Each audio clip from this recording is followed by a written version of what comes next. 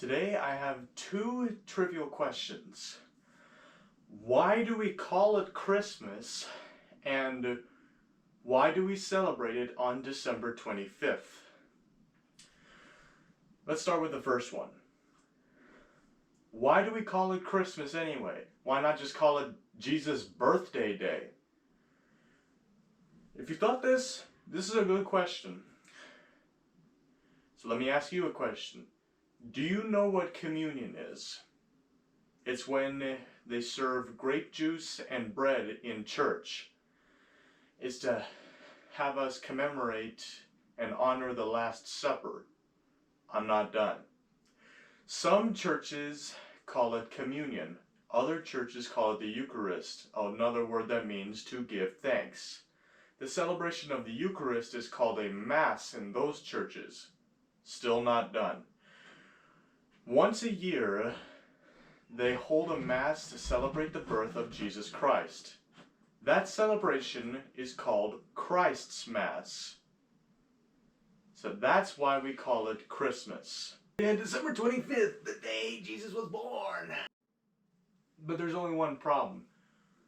We actually don't know when Jesus was born. Nobody bothered to write it down at the time. So then, why do we celebrate Christmas on December 25th? Well, that's a good question. To find out the answer, we need to go back to ancient Rome. So back in the ancient Rome times, before Jesus was born, they used to have these huge wild parties to celebrate the passing of the shortest day of the year, or the winter solstice, and the return of more sunshine. This is kind of linked in with the pagan religion Saturnalia.